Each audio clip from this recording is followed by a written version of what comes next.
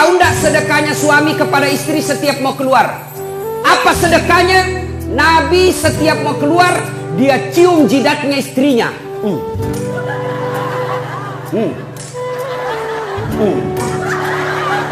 Dicium. Coba, ciuman suami sebelum pergi kerja, sedekah seorang suami kepada istrinya. Maka bapak-bapak mulai besok sedekahlah sebelum keluar rumah. Tapi ibu juga harus cantik.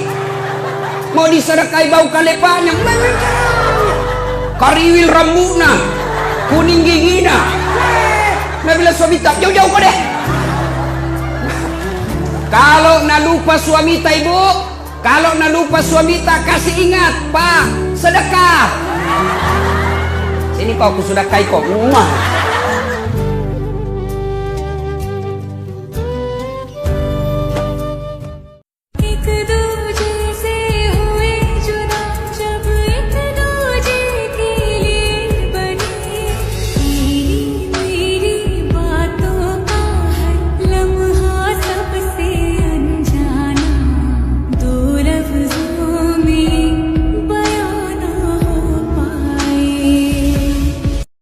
Justru Allah itu boleh jadi menakdirkan ada orang-orang yang menyakiti kita, ada orang yang menzolimi kita, ada orang yang mengkhianati kita, ada orang yang menggores luka di perasaan kita sengaja.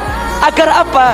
Agar kemudian Allah titipkan pahala kepada kita. Pahala apa? Pahala memaafkan.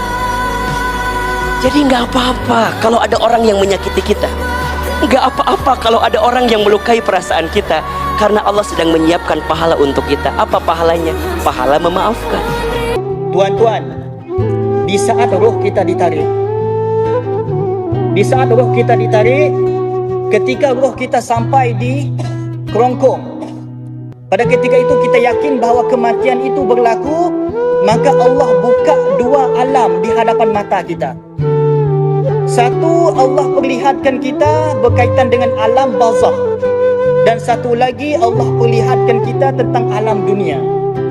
Ketika itu tuan-tuan, mana-mana manusia yang dalam sakaratul maut, yang melihat dunia, yang melihat juga satu alam yang lain. Taimiyah barunya tengok siapakah anak-anaknya yang mendoakan dia, siapakah anak-anak yang membacakan ayat Al-Quran sebelum meninggalnya dia. Ketika itulah dia akan melihat mana anak yang sudah mula berebut harta setelah kita meninggal dunia, dipertontonkan oleh Allah satu persatu. Ketika itu juga kita melihat mana lagi keluarga yang datang untuk menyaksikan kematian kita. Dan pada saat itu kita tak mampu lagi untuk berbicara, melainkan untuk disambut oleh malaikat untuk kembali kepada Allah. Apakah ada hadis atau ayat Quran yang melarang anak-anak ke masjid sholat? Karena setiap dengar azan, anak saya yang bungsu selalu nangis minta ikut ke masjid. Tapi karena kurang ramahnya petugas masjid, terpaksa saya batasin. Ada enggak anak masjid? Nabi lama sujud sampai makmum di belakang heran, ini wahyu kok turun pas sujud. Setelah Nabi bangkit, barulah sahabat di belakang tahu rupanya cucunya naik ke atas. Itu menunjukkan bahwa membawa anak kecil boleh, tapi cucu Nabi, tak macam cucu kita.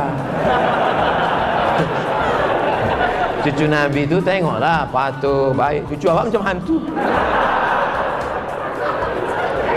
Makanya ulama membagi anak kecil itu menjadi 3 level.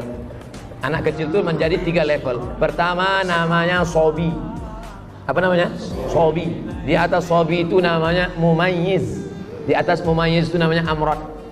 Sobi 5 tahun, 4 tahun ke bawah. Ini tak bisa.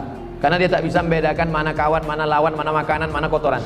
Tak bisa. Inilah umur 5 tahun ke bawah ini kalau kita gini kan.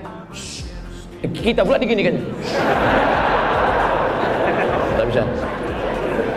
Dari umur 5 mumayyiz, umur 5 sampai agak-agak mau akil balik. 5 ke 10. Ini mumayyiz. Mumayyiz. Nah, nanti kalau ayah sholat diam ya nak ya. Diam ya. Jangan. Itu bisa. Diam ya. Ini mumayyiz. Bajunya Abdul Somad pula. Ini mumayyiz. Yang mumayyiz ini bisa. Nanti kita letakkan dia kalau di anak di sudut sana ya. Mumayyiz bisa.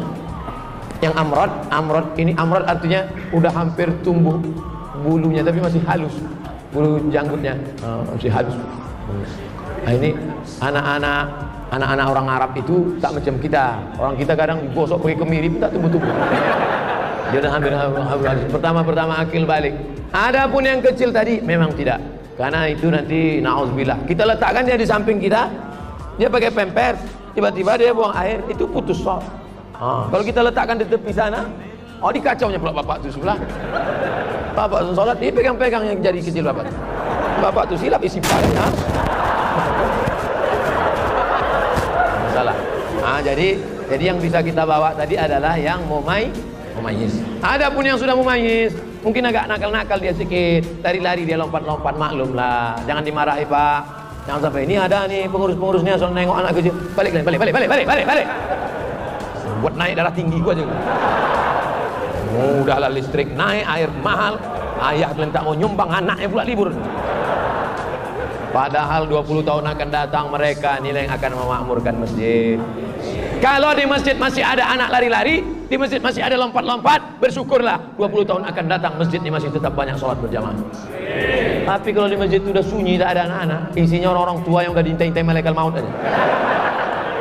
Sunyi masjid, waspadalah. Nauzubillah. Jangan bangga dengan masjid yang besar, karena di Cordova, di Alhambra, masjid besar-besar, tapi sekarang tidak ada sholat berjamaah. Jangan bangga dengan masjid yang besar. Masjid besar bangga, tapi isinya kita persiapkan untuk masa depan. Takbir.